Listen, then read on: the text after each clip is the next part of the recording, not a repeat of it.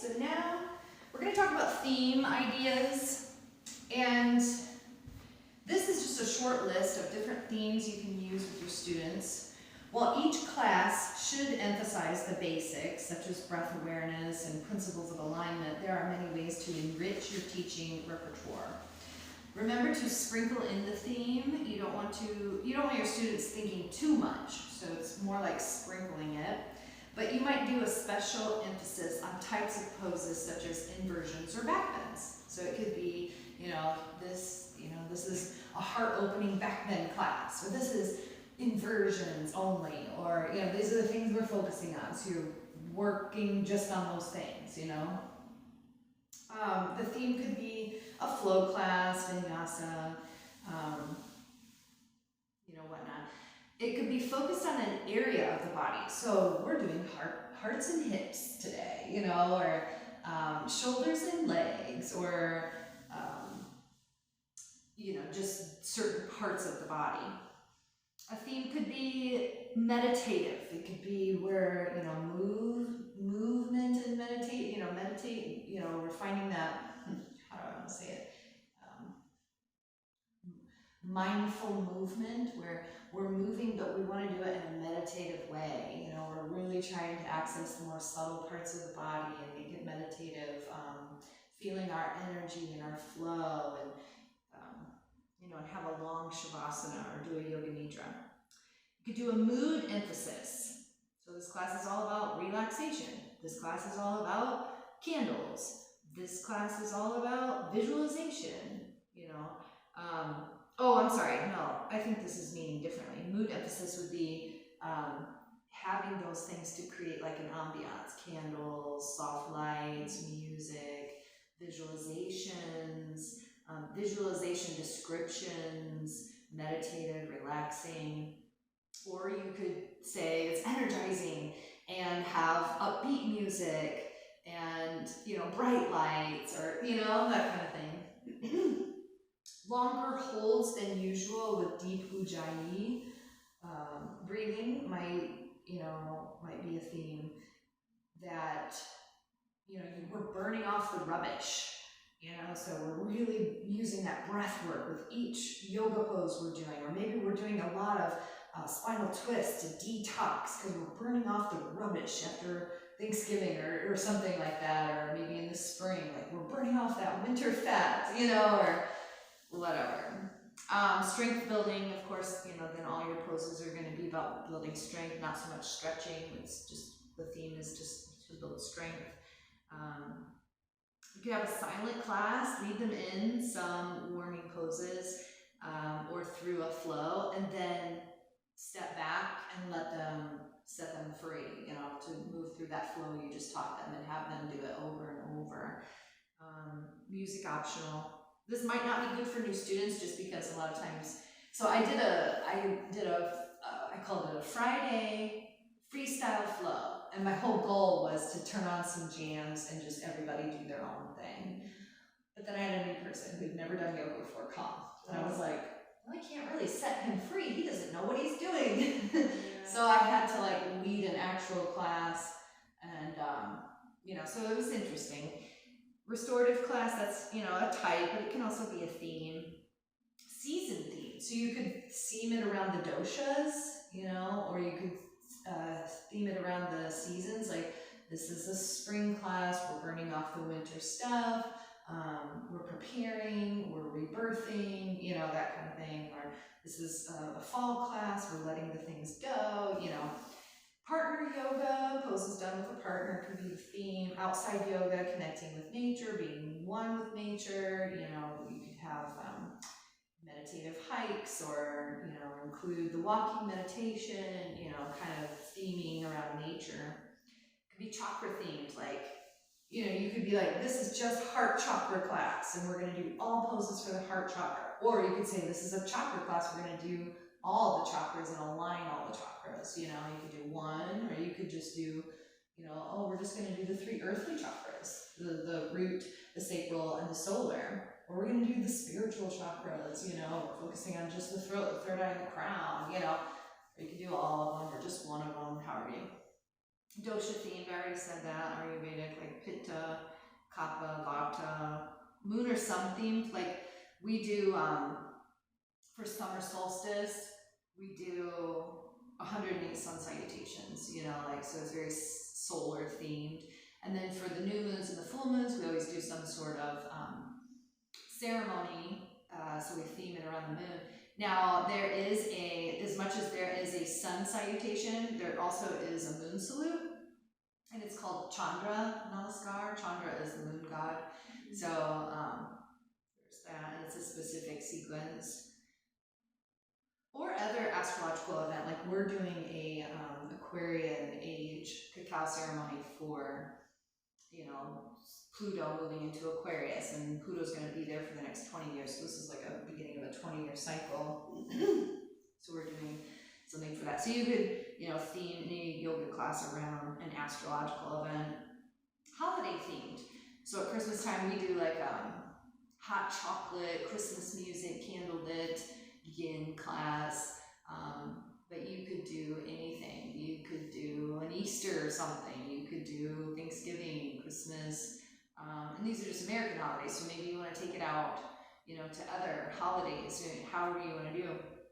You might theme it around the yamas or niyamas, you know, maybe certain poses, or you read a little something about each one, or so it's kind of educational, informational, yet, you know, connective to that philosophy and their practice. And you could theme the yin yang. You might just do just yin, or you might just do yang, or you might do something where you're bringing in both elements. You know, okay, these are the more lunar, cool, feminine yin stuff. Okay, now this is more of the masculine, solar yang stuff, you know, and finding the balance between the two polarities, you know, kind of thing. Masculine and feminine, you know, that sthira, that sukha, you know, the steadiness, and then the ease and grace, and balance in life could be balance poses. So there's lots of different themes that you can do, and you can get creative. Use your creativity to come up with different ideas. Some of the elements, guidelines, and principles to look for or to have when teaching is make sure the space is clean, quiet, and conducive to learning. Make sure the space is non-judgmental. You don't want to have, you know, signs up or things that might offend or hurt someone's feelings, you know. Non-threatening. Can be fun but serious, not rigid. Create an ambiance and energy with music or incense, soft lighting, whatnot. Ask about any conditions before beginning class. You might ask them, is everybody okay with physical touch? Because I might do adjustments. Or, you know, is everybody okay with aromatherapy at the end?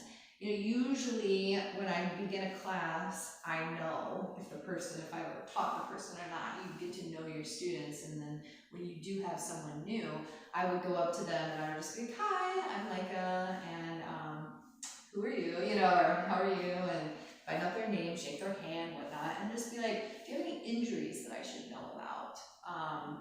And then, are you okay with physical touch? Or have you done yoga before? Just to kind of gauge where they're at, because that is important, vital information to know when you go to teach your class, like how much, you know, where your limits are and how much you can do. And it also gives them a sense of, like, they feel welcomed and they feel seen and heard, you know, because you're asking about them, and, you know, yeah.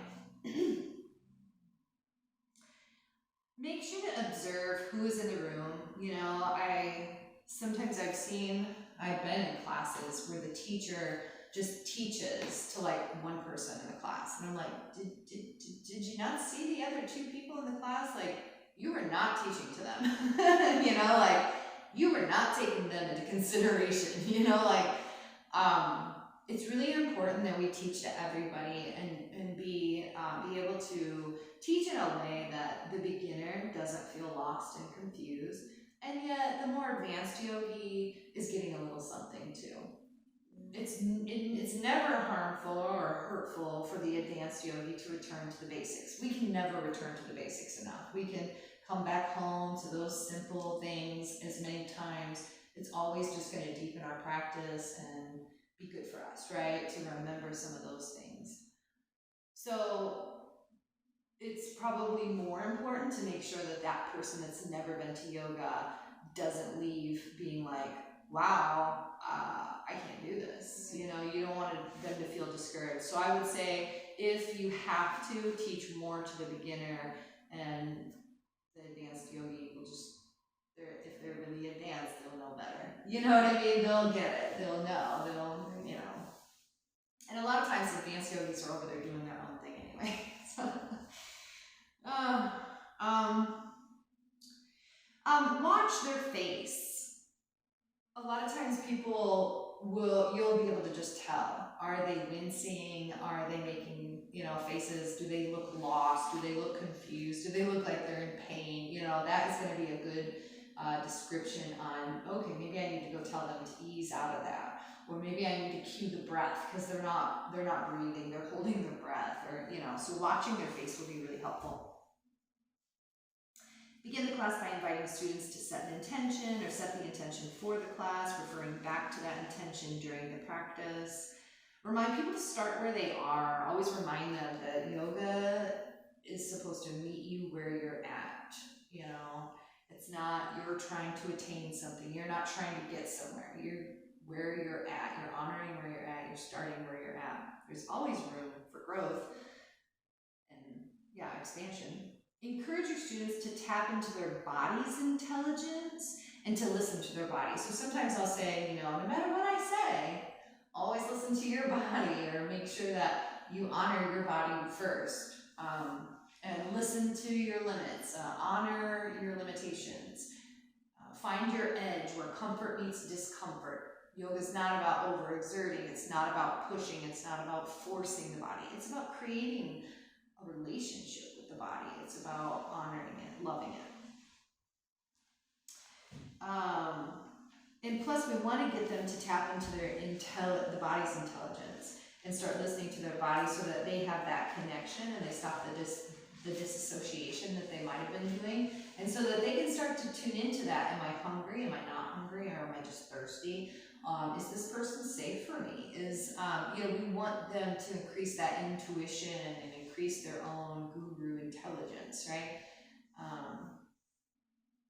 And we want to get to a point where they can start having their own sadhana, their own home practice. They start to do these things because now they know this is what my body needs. When you can start to do your practice in a way that you're moving to how your body wants to move or needs to move, that's a good thing, right? We don't want our students to always need us, right? Like, we want that, we're trying to get them so that they can move on from us and carry on from us and access their own yogi, inner guru. Give clear directions, verbal instructions. You can do demonstrating, like showing, and offer modifications. You can never offer enough modifications. I always say there's no shame in the prop game, so don't be afraid. And people will. I've seen it. People like refuse to use a block, and I'm like, no, really, like you need it. You know what I mean? And like it's hard because our egos can be so like, no, I got this. I can do this. And I'm like, yeah, but you're not even getting the proper energetic flow in your body because you can do that, but you're closed off in the front here where you could be more expansive and open, if you were to just use a block, but it's crazy. Like egos are like, no, I don't need any help. I got this. It's so funny. Confident voice quality. So when we're speaking and teaching, it's really important. Again, I said that earlier in one of the others about the more confidence that we have, the more the people who have been through trauma or have a lot of fears or don't have a lot of confidence within themselves, it's hard for them to feel safe. So for us to be a safe container, it's important that we bring our confidence to the room as teachers to hold a safe container, hold a safe space. So confident voice quality, speak loudly enough for students to hear throughout the room. So sometimes, like if they're in the back of the room, they might not be able to hear. So you got to think about the person in the back of the room, especially when we're playing music too. Okay, where is the ratio to the music versus your voice volume? So if your music is drowning out your voice and the person in the back can't hear you and they're having to look around, like a good yoga teacher is going to cue in a way that you don't have to look around, right? But if you have someone that can't hear, they're constantly looking around, they can't really get into their practice. Remind students to link the breath with the movement. Breath is the most important part of the yoga practice, and it's not something that's cued or reminded often enough. You can never cue the breath enough. Okay, during warm-ups, cue breathing throughout class. Begin cueing to set up the foundation of each posture. So, you know, stages of teaching a pose, you know, how to get into the pose. Okay, now we're holding the pose. Okay, now how to exit the pose and then into the counter pose or the next pose. But most injuries happen coming out of the pose. So it's really important, like sometimes teachers will be really good at getting people in a pose and they're like, okay, now let's go on to the next pose, but they're not properly guiding people out of the pose. And that's where injuries can happen. So it's important on like, how are you guiding them out of it? You know, even if it's just as simple as coming out of triangle, you know, I'll tell people, okay, I'll tell them, bend the knee, press through the foot, activate the core, use your inhale to come up, you know, instead of like people trying to come up, this could cause injury, trying to come up with not bending that knee, you know what I mean? Like, so, start with basic alignment cues and then add visualization cues. So it's important to know like the basic stuff in like a warrior two. You have inner rotation on the left thigh, your right knee is bent, stacked on top of your ankle, aligned with your middle toe, you know, like those things are going to be most important. You want to start with those. Now, if you have more time, you might say, okay, now activate your quadriceps and feel the sthira and the sukha, you know, go more into the visualization and the feeling essence of the pose. So think foundation and then think alignment, internal actions, and then move into imagery, visualization as an order of importance.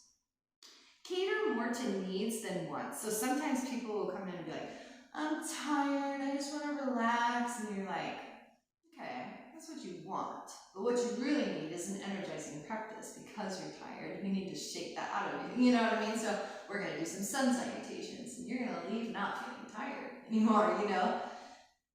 So tune into whether or not your session is fitting where their bodies are at that day. Not too heavy on technique and mechanics at the expense of enjoyment. I've been to yoga classes where it seemed like the teacher never stopped talking and they were just constant and it was so mechanical and it you know, it was just like, okay. It took the joy away from the rest of it. Yeah. Yeah. Create safety, physically and psychologically. So I'm going to talk a little bit more about the psychological stuff, but I can never ever, like, that's one of the things that is always my number one important is safety. You know, again, we want to teach yoga in a way that it increases people's longevity in life and the quality of their life. We don't want to cause harm or hurt anybody. I've never had anybody leave injured. Although I did have someone topple, like doing crow pose, topple onto their head, and I was like, oh my gosh, you know. But I've never had anyone leave with any injuries from any of my classes, and I've taught a lot of classes. So that's a good thing, right? And we want to keep doing that. But empathy. Feel what students are feeling. How does it affect them? People may be out of shape and or out of touch with their bodies. There's a lot of disassociation that happens. So, you know, when we can feel into what they are feeling and kind of, you know, give them, you know, I've had people say, oh, you always give me what I need, like, you know, and I'm like, well, that's because I can feel, you know, and that'll get easier and better with more time and teaching experience. You'll start to gauge the people's energy a lot easier. Walk around the room to offer any adjustments or assist as necessary. A lot of times, and I guess I've gotten a little spoiled, my students are so good, like I'll look around and be like, you guys look great, you don't need any adjustments, you know, like, but most of the time you can kind of, depending on how big the class is too, you can usually see like who needs an adjustment, especially if it's a beginner or a new person, but yeah. We want to eventually, so, and this is the part where I struggle too, even as a teacher, your magic carpet ride becomes a comfort zone. And sometimes like, you don't want to get off of it, but we want to get to a point where we're not just on our mat the whole time, and we're actually moving around the room, and we're teaching in a way that, you know, we're teaching with such good dialogue and cue that people can just do what we're saying, and we don't have to demonstrate as much, and we can move around the room and adjust and help people. Keep cues in the present moment instead of saying, okay, now we're gonna, or we're going to, you know, no, more like Simon says, right leg forward, step your left foot back. Like, have it be more like present moment cues, instruction instead of like a guiding, like into the next moment kind of thing. Offer modifications, offer props, offer kramas or levels for more intermediate to experienced yogis. So, you know, like sunbird, you know, I might say, okay, you might be here. Or option to take that arm up. Or option to take the hand to the heart and bend the knee. Or, and you're more than welcome to stay here, or reach your foot towards, you know, reach the hand back for the foot.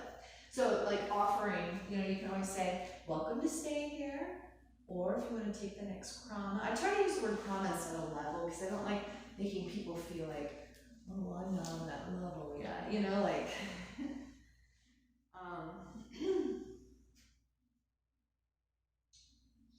mention a few benefits. So like, you might say, you know, legs up the wall, it's really great for the cardiovascular health. People love to hear how it's helping them, how they're doing good things for their bodies. They love to hear. And also, they feel safer with someone who sounds like they know what they're talking about. They're educated, they know these things, you know. So mentioning a few benefits here and there, sprinkling it in. Include counter poses, you know, poses after poses. It doesn't have to be after every single pose, but here and there, sprinkle some in, like, to give people rests too, and always remind them, like, hey, this is child's pose. Feel free to take this at any time you need to. If we're going crazy in this power yoga class and you need a break, honor your body, listen to it, and take a child's pose. Speak to them as individuals, not robots. Keep a personal touch. Don't overload them. Let new ideas and information slowly seep in over time. Demonstrate a pose and then be available to students for additional guidance. Sprinkle in some Sanskrit if you would. You know, the few that you know, like forward fold is Uttanasana, or fish pose is Matsyasana, or yogi squat is Malasana, or you know, just sprinkle them in where you can, the ones that you do know. Stay calm and make sure everyone is breathing. And if you screw up, 9 times out of 10, they are not even going to know you screwed up. So just keep moving along. And you know, or laugh at yourself. That's something that I screw up my left and right still to this day.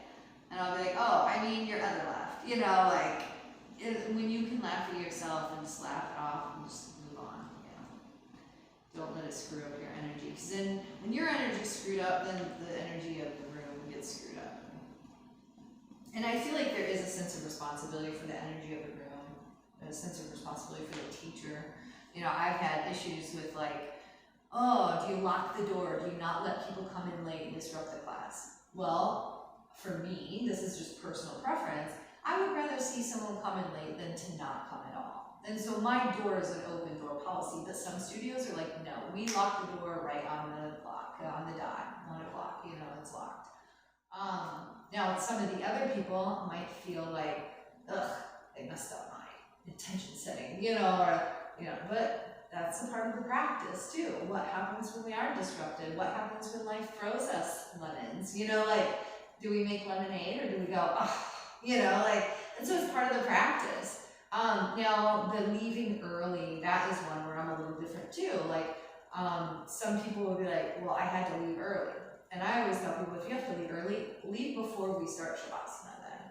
Because to me, I'm a little bit like, for people who have endured trauma when they are lying on the floor on their back can be a very vulnerable position. Now you've got an eye pillow or your eyes are closed, and then you start to hear noises in the room of people moving around can trigger, especially people who have, sexual abuse and, very traumatic things can feel triggered, and the whole point of Shavasana is to get them to relax, and so if we have people putting their props away and rolling up their mat, making all this noise while these people are like, what is going on, and then they have to open their eyes to see, so I'm just like, if you have to leave early, leave before Shavasana. And then there's people who don't like Shavasana, so they'll purposely leave, and I'm just like, but I don't really get those type of people anymore. It's funny how you magnetize the people to you, and you don't magnetize the people to you at a certain point. Like when you grow out of things, but okay. Emotions arise from time to time as students approach barriers and repattern their bodies. Don't get hooked into another person's emotions, get them to relax, keep your attention on the class. So a lot of times, I had one lady say, I can't do that. And I was like, well, you can try that. And then my attention moved away from her because I could see that she wanted, there was 10 other people in the class and she wanted all the attention. So it's like, I would sprinkle a little because I didn't want to ignore her. Like, oh, you can try this. And then I would turn and give my attention back to the class. So it's really important that they don't hook you or get you hooked, because then you could end up, really doting on this person and you've got all these other people now that you're ignoring. You know what I mean? So really important to be mindful of those kinds of people. I don't get those kinds of people anymore either. But they're out there. Okay, like their personality, and that is probably a sign of a lot of resistance. Oh, I can't do this, oh, I can't do that. Okay, what is it that you're resisting? Something is coming up that this person is not wanting to feel, and they're trying to avoid it by, or they're really an energy vampire, and they're just trying to soak up all the energy in the room. Let your personality shine through. So your medicine is always going to be your medicine. It's going to be one of a kind. It's going to be authentic. You're going to bring something to the table that I don't bring. So it's really important that you let your own light shine through and be your authentic self, because your class is going to be one of a kind. It's going to be your class, And people will come to you because it's you. That's one thing I've learned, is they will come to you because it's you. They like your teaching style, they like your personality, they like the way you make them feel or whatnot. So that's important. Okay, so that's the guidelines. But just a few things here. I don't have a handout on this stuff, but use empowering language. Try to build people up. We have a long history of people who don't believe in themselves, don't trust themselves, they don't think they're worthy, so anywhere where you can really build people up, that's what we want to do here, empower and use empowering language, give clear and concise verbal cues, so it's right leg stepping forward, your left foot is stepping back, so they don't have to go what, and look around, so it's simple and clear and concise. Gentle adjustments, when we're moving, we never want to grab joints. It's either the forearm or the bicep. We don't want to grab the wrist, the joints. You want to stay away from touching people's joints. Gentle, first you might just verbal cue it, and then if they're not getting the verbal, then maybe just touch the area and verbal again. That's the second. Right? So first verbal, then it's just a touch and verbal. And if they're still not getting, then maybe some manual movement adjustment. I've had some some people that really don't know where they are in space and their body parts are like, you know, they're like, huh? You know, it's just, modifications as much as possible. Okay, this yoga class sequencing thing, you can read in your own time. This was given to me by Barb Naramchi.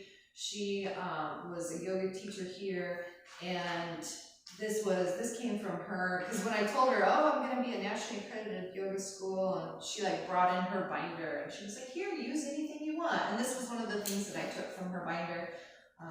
So that you can just read whenever. This is not a handout, but it's a little bit on the sequencing. Sequencing tells a story. When we sequence, we are telling a story about the body through poses. We're acknowledging the patterns or some scars that we hold in our body, and we are using the breath and movement to undo the doing. Integrating metaphor into our sequencing helps to communicate with the unconscious mind. The mind, the unconscious, the sleep state, communicates with the conscious, waking state through metaphor. So using metaphor in your classes will help to connect your student to your energetic intention.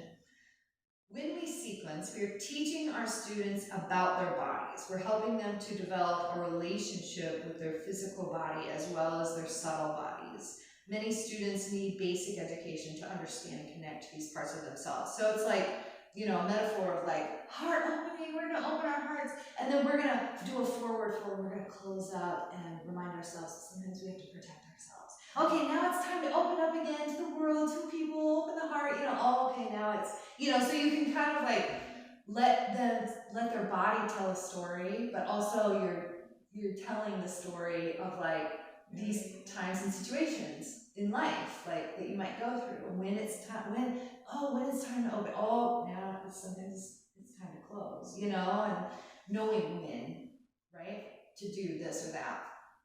Another one is, oh, this pose might feel a little challenging. Learn to breathe through it, because in yoga, sometimes yoga teaches us how to breathe through those uncomfortable moments in life.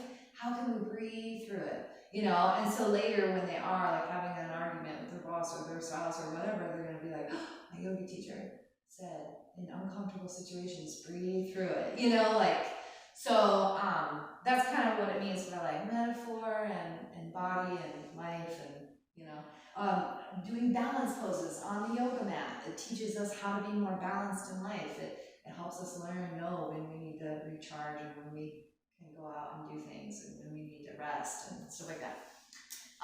Panchamaya koshas, we work through the Panchamaya kosha system when we sequence. So think about, okay, we got to get through that physical body first. Okay, now we got to get through that breath body. We've been doing some breath work. We're through our asana practice. Okay, now we're getting into the manas and the emotions with maybe some of that metaphor, life talk, speaking stuff.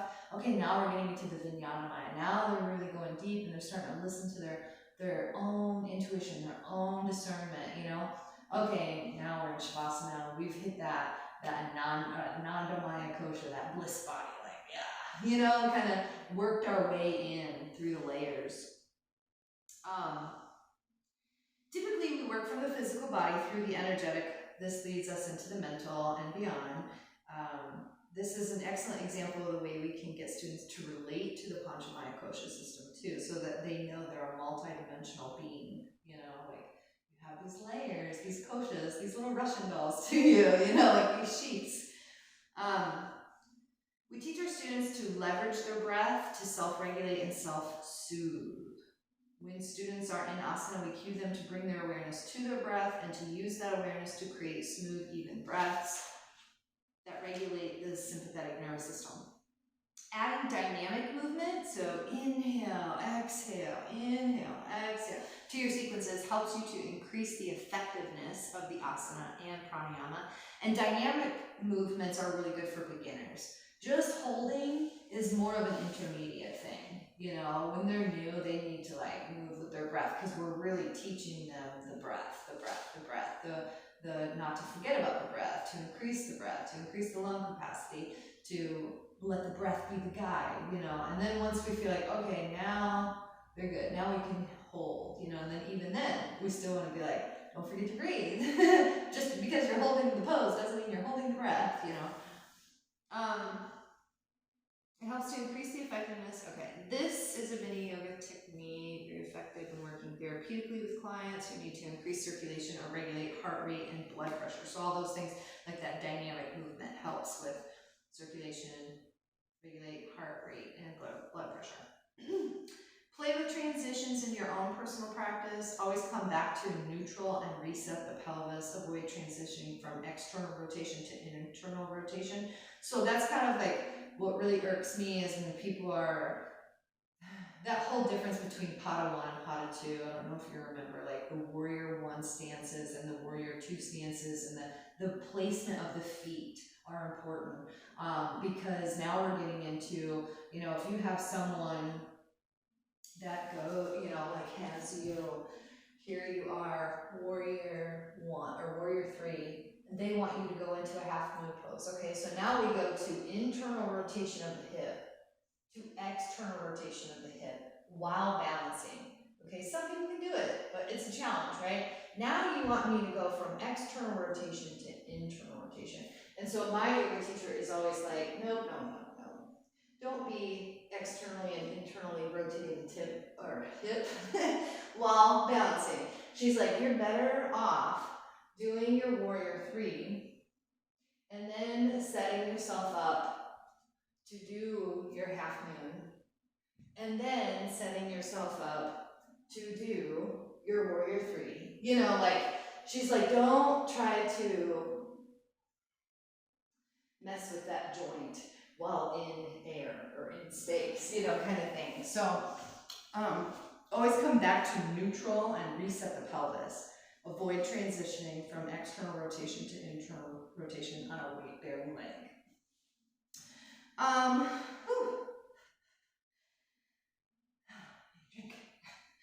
Okay, identify the metaphor, the physical component, and the intellectual and emotional message before you begin to select your asanas. This is critical if you're theming a class.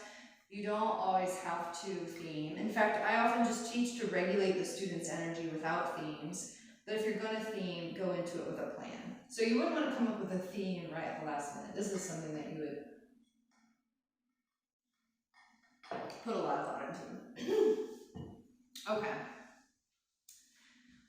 Avoid using personal stories or experiences when theming your classes. When possible, try to use universal experiences to help students connect to your theme. Projection has the opposite effect of our intention because we have no way of knowing what our students have brought into class, what they're dealing with, what they've been through. So just keeping our personal stuff out of it is a good idea. Plus, it's a whole like boundary thing. Select asana that complement your theme. If you're doing a theme, remember to counter your asanas to promote balance. If you teach a class that has a lot of heart openers, remember to put the spine back into flexion to release any compression created in the posterior line. So, you know, if you're doing a lot of this, then at least do a couple forward folds just to kind of counterbalance all of that work. You can still keep that theme very strongly, but yeah. Select pranayama, breathing techniques, remembering that asana comes before pranayama in the limbs. So one of the things I always do, like in the beginning, yeah, we do a little breath awareness, but I don't ever teach breath work at the beginning of the yoga practice. Breath awareness, yes. Breath work, no. So a little breath awareness and intention setting, yeah. And then yoga. And then after yoga, when we come out of Shavasana, that is when I would do the breath work. That's when we would do Nadi Shodhana Pranayama or Satali or Bhastrika or Kapalabhati, you know. And then after the pranayama, then it's meditation. So after your pranayama, you might let them sit there for like 5 minutes in quiet meditation, you know, and then do your Om or Namaste, whatever. There's a reason for this. The body and the energy within the body needs to be prepared before pranayama is started. So the asana prepares the body, and then the pranayama kind of prepares the mind. And those two, you know, it's that sequence that kind of gets you to be able to go into a deeper state of meditation. Okay. At the beginning of class, we will set up the breath. This is simply an opportunity to get students aware of their breathing. Start moving. You can introduce various types of pranayama at the end. We already said that. Okay. dynamic movement is an additional element that you can use when you sequence. Selecting postures that help you to channel prana, like warrior 1, warrior 2, with reverse warrior, etc., will help you get the most out of dynamic movement. Okay, selecting music is also important. Avoid playing random playlists, like put time into your playlist and try to match the theme with the music. I personally avoid popular music, like, you know, music that plays on the radio. I was like, what is she I'm sorry, I was like, oh, she's chewing on her toenail, I think. I've never seen cats clean their toenails like that. That's weird. I personally avoid popular music, but you can certainly use it. I do recommend you avoid profanity, as you might offend someone. And popular music sometimes can get people distracted. You know, yoga's not a workout, it's a work in, so sometimes that can be like distracting. When you're getting centered in the beginning with breath awareness, I wouldn't use anything with lyrics, just kind of like chill music, instrumental, whatever. And then you can have things, you know, whatever you want throughout the practice, depending on the practice you're doing, of course. And then at the end, when they're in Shavasana, again, I would prefer no music with like lyrics, because you want people to just zone out and relax and, you know.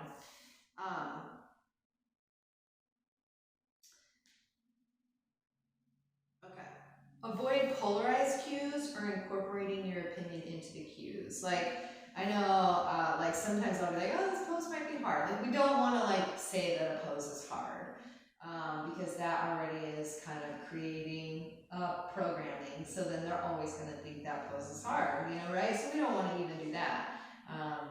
And even saying that it's challenging might even be doing that too. So, you know, if you feel like, oh, well, they probably feel challenged, you might just say, oh, you got this. Take 3 more deep breaths. You got this. You know, just like encouraging, not saying like, oh, this really sucks, or this might not be your favorite, or, you know, or even though sometimes I've been guilty of saying that. Avoid shout outs. So like, and I'm guilty of this too, but like saying, good job, Mary Sue, you know, like, you don't want, because what that does is then the other people in the classroom be like, well, what does Mary Sue have that I don't have, you know, or, oh, you don't want to like, and then Mary Sue might feel like, oh my God, she just brought all the attention to me, like, why did she do that, you know, like, so we want to just avoid shouting out anybody or calling out anybody, even though I've been guilty of doing it.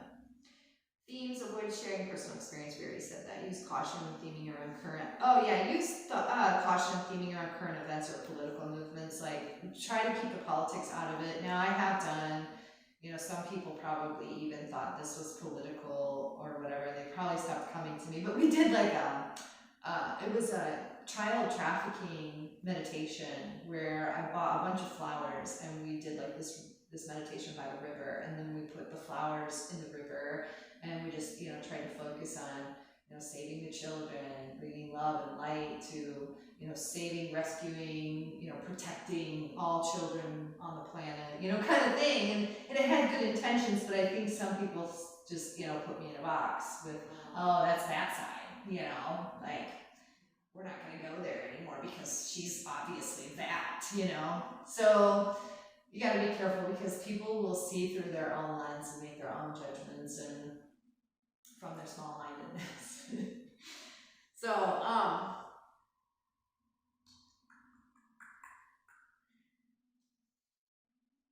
LGBTQ+, avoid gender-specific pronouns.